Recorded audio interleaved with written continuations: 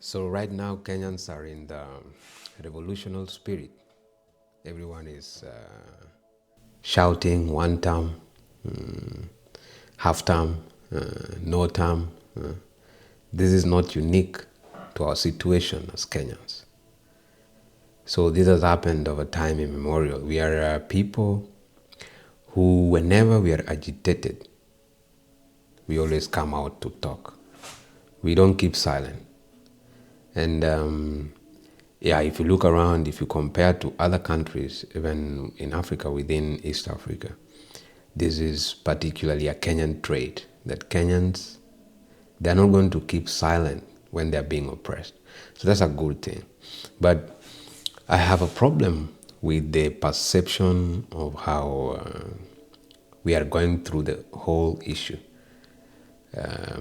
Because I believe we need to understand, like as Kenyans, what it is that we are dealing with, what is the problem we have, and that is the only way that we are going to be able to find the right solution for this problem.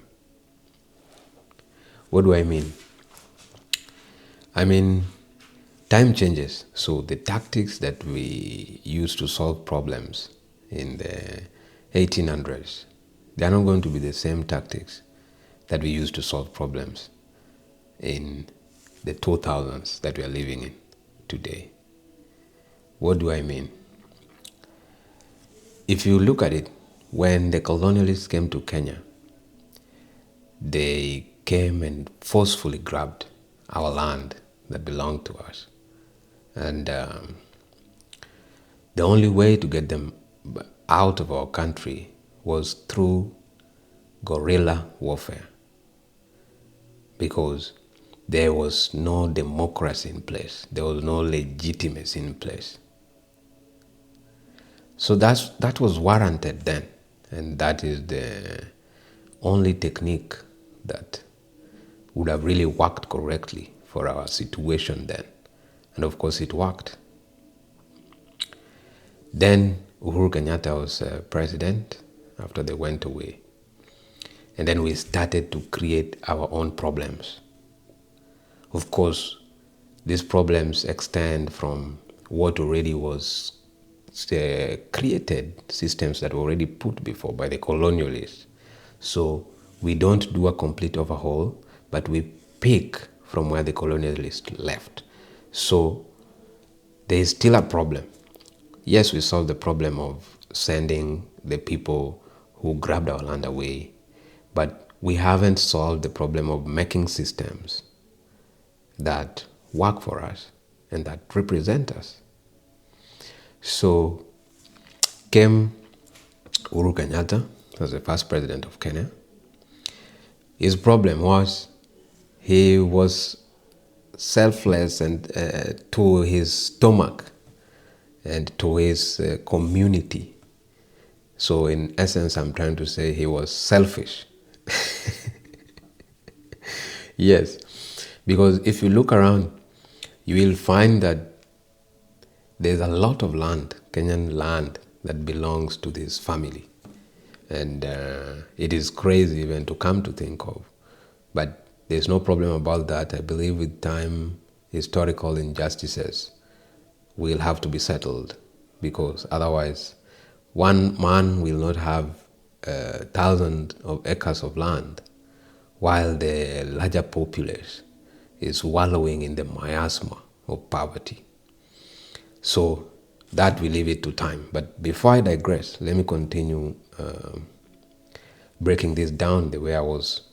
And so Uhuru came, Jomo Kenyatta, came, and as the first president of Kenya, and did a lot of atrocities to fellow Kenyans, Tried to do his best, of course, because there was no precedence for this situation. Hatukuwahi kuwa na president, hatukuwahi kuwa na our own government yenye tuna run peke yetu.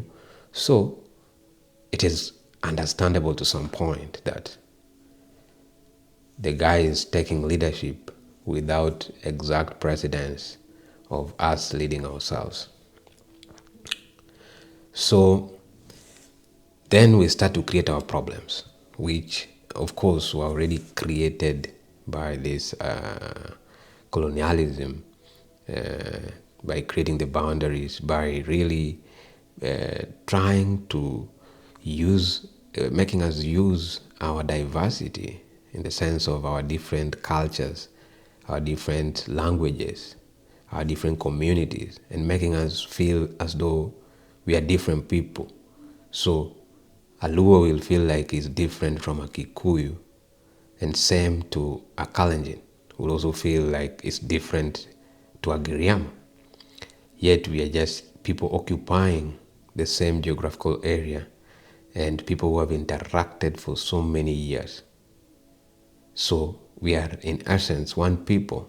Actually, the whole of Africa is in essence one people. That's why we resemble each other.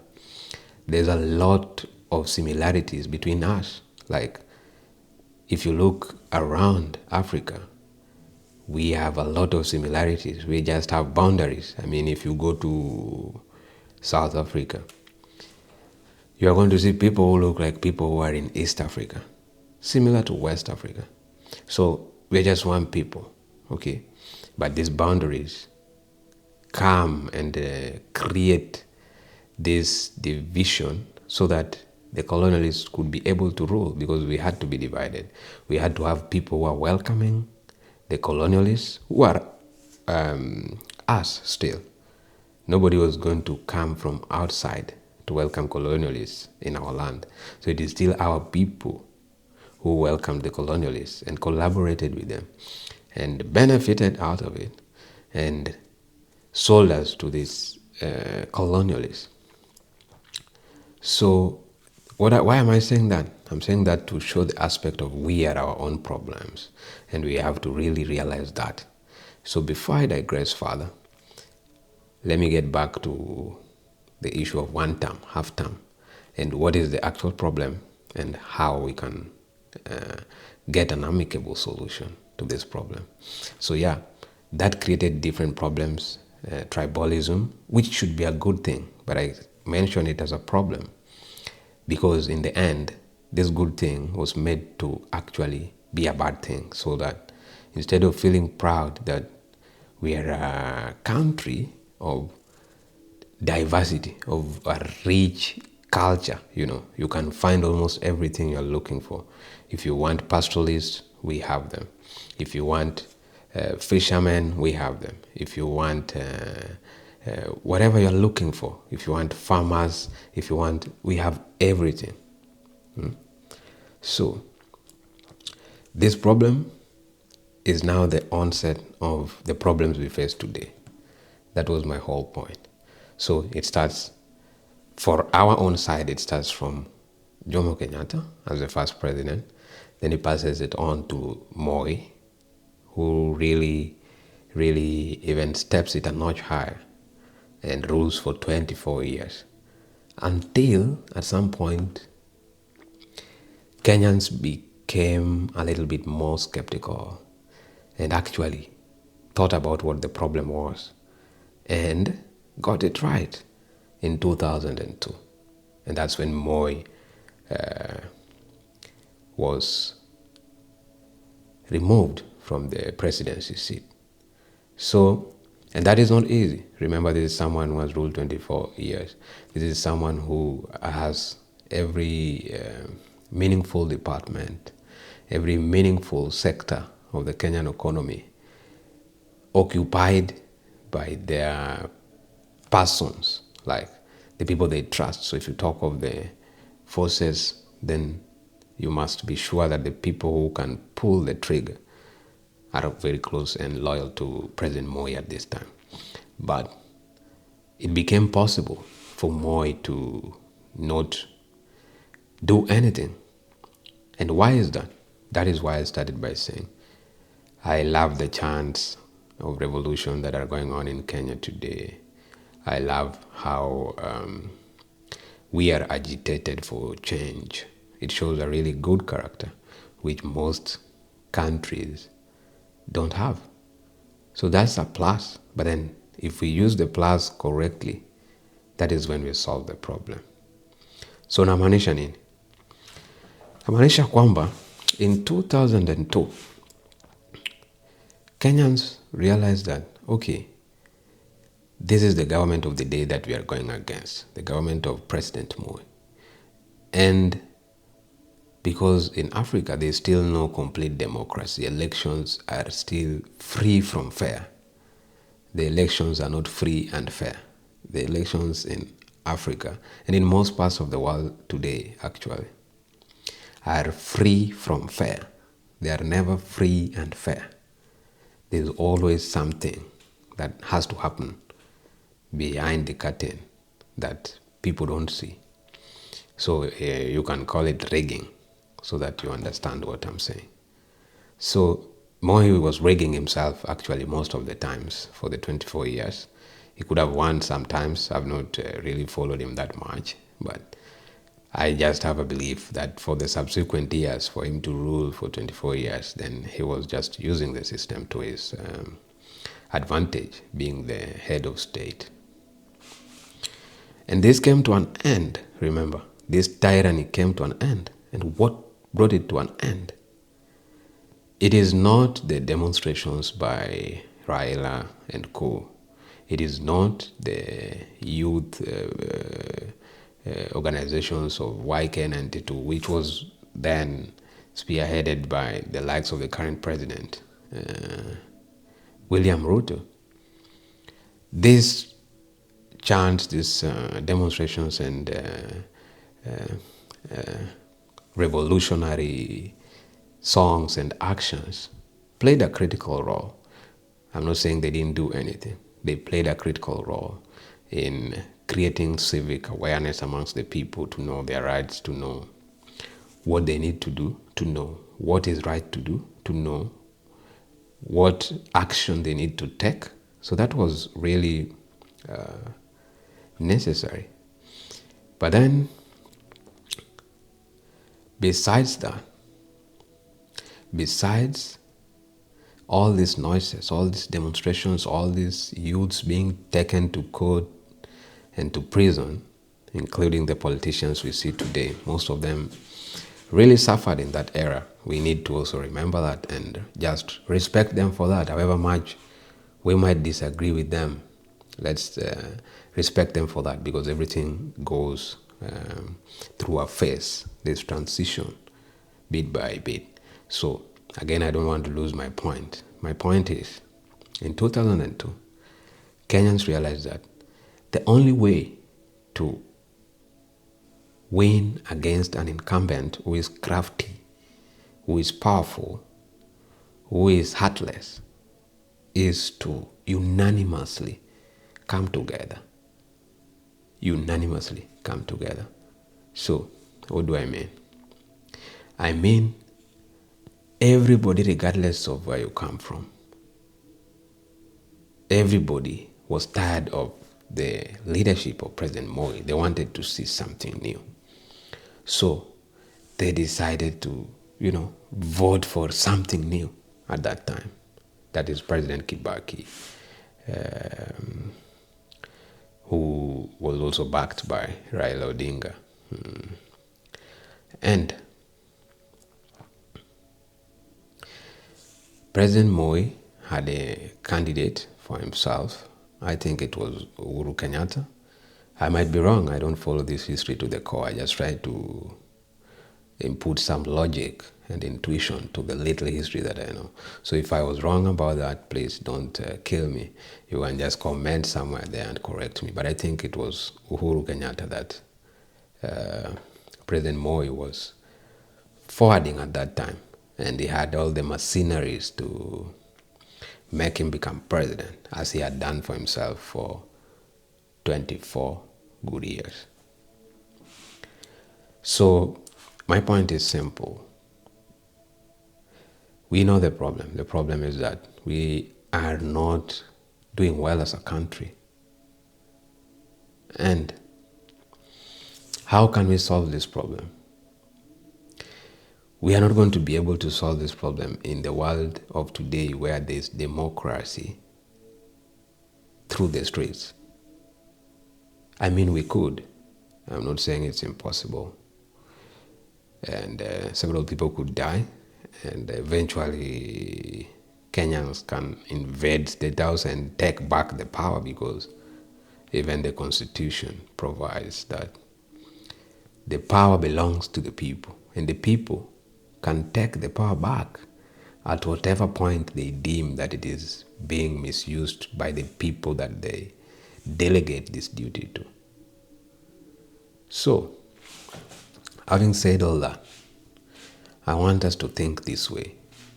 And please share this video when you see it. Share it with anyone, everyone, because that is what I mean by understanding the problem we have and coming up with strategies that are current, that work in the time that we want to apply this, the solution, which is today.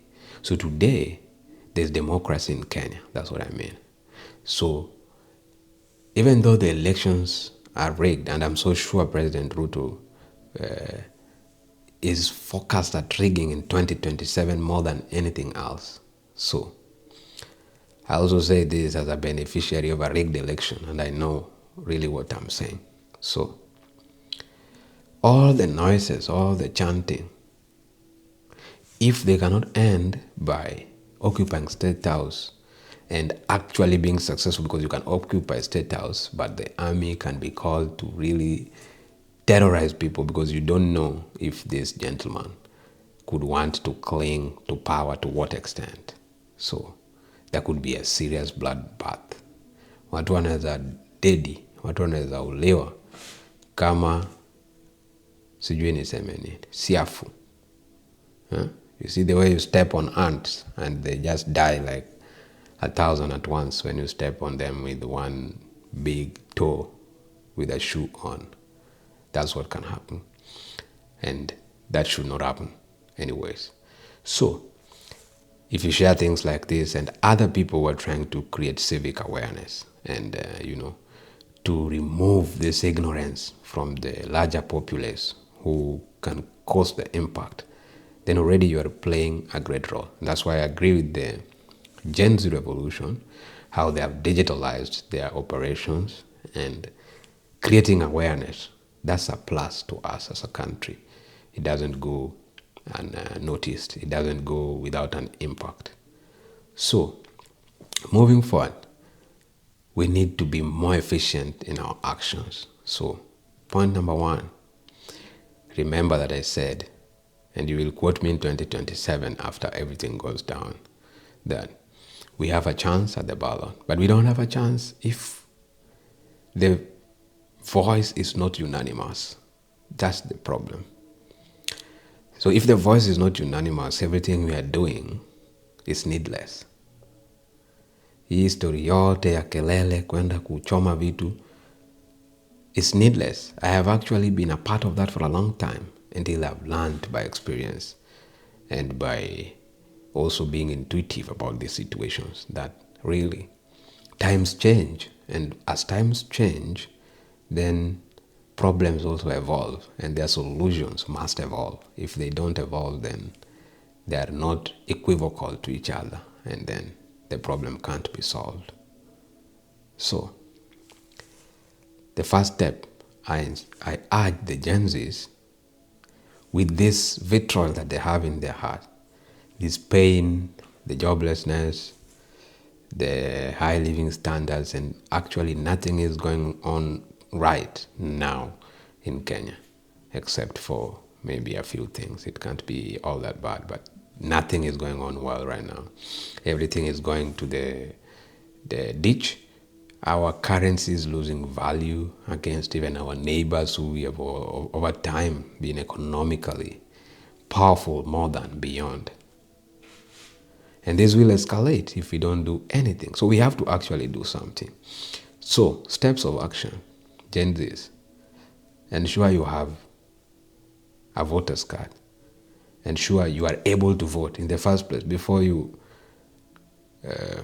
lament online, before you go to a demonstration. Ensure that when the time comes, you have your voter's card. That means you already have your ID and you are just either registered or waiting to register already to have your ID card. That is the first step. The second step is that it must be unanimous. So the whole of Kenya almost must speak in one voice, except a few who will still be beneficiaries of the incumbent, and that's okay.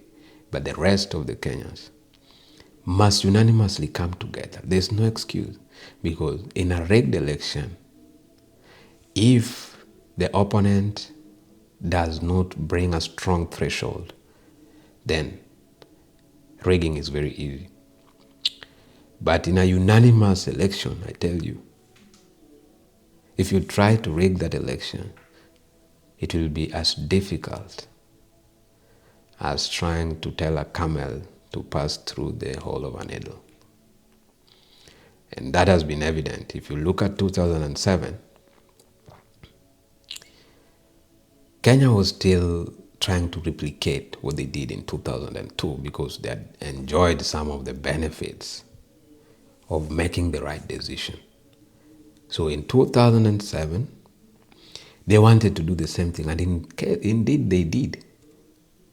They voted again together. I remember by that time it was almost out of the 8, almost 7 provinces in that time was supporting Raila Odinga to become the president of Kenya, because they believed, having worked with Kibaki before and being somebody who has also championed for change over time, maybe, nobody knows until they get to the seat, but maybe there could be a chance that things could continue to go right. And so they voted unanimously for this guy. And the elections were rigged, and the outcome is in the books of history, which is something we don't want to happen again. But my point is this: Gen Z, get your voters' cards ready. Second, ensure that you spread information like this so that civic education goes through the country and ignorance is sent through the window, sprawling, so that we have a populace that is informed on their rights and how things can be better through the ballot, because that is the times we are living in. We have to solve it through the ballots. Every 5 years we are given a chance to make it right. So when that is achieved, then rigging will be very difficult, even for Ruto. And in case Ruto rigs the election, then there will be footprints everywhere, because if it is unanimous and they try to still rig against a unanimous voice, then there will be footprints everywhere. And that is the next step, where we now have to match the current standards of things. What is the current standards of things?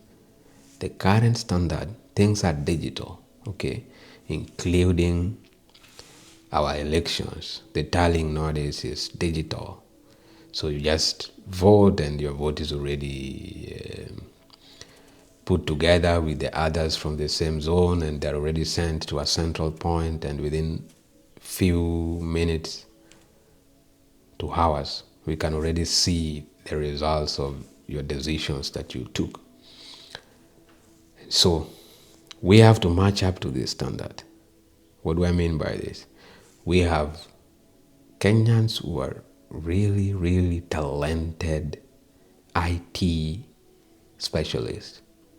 So I invite them to try and find ways in which either they can monitor these systems wisely, or they can create systems to check their own tallying. That's what I meant by, as the days change, solutions must change. They must match the problem. If the solutions don't match the problem, then the problem is sadly not going to be solved. So I hope you listen to me, and I hope you listen to me well. That's my point for now. And I'll continue to talk more about things like this. Because as a Kenyan, I really find it painful that with all the resources we have, especially even as Africa as a whole, we still look like paupers because we just can't make it right. We can't just have leaders who are willing to bring this change. Like, for instance, in Burkina Faso, you see the guy who took yule mwenye alichukua power na bunduki. You see what he's doing? If all African presidents can think and operate like that, then poverty in that continent will be history. Joblessness will be history. Poor living standards will be history. Why? Because we have enough resources to create jobs, to be able to provide for ourselves in the best manner possible. So, for today, let's keep it at that. Action steps, I mentioned, don't forget them. Gen Zs, ensure you have a voter's card. That means you have an ID by the time 2027 comes. 2, play a role in civic education from where you are, through your phone. Like I'm recording mine now through my phone. You can do the same. And we can share this around to ensure that it reaches as many people as possible. Tukifanya hivyo, then come 2027, we stand a chance to bring change that we desire, to select a leader that we want.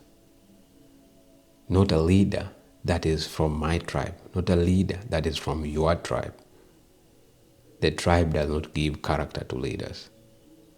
Any leader can be a good leader, regardless of where he comes from. A leader from Turkana can be a Kenyan president and can be a very good president, for instance. A leader from Giriama can be the Kenyan president and might serve the interest of Luos and Kikuyus in a way in which none of their kingpins would. So let us always think about that. So for now, civic education and telling the people how important it is to unanimously speak one voice, because now the chances are ripe. Kila mtu anaimba one time kasongo oyo and all that stuff. It is good. But if that dies away, what remains? Because that's what is going to create the change. If the election is tomorrow, would you still say the same thing you're saying today? That is the big question. Thank you.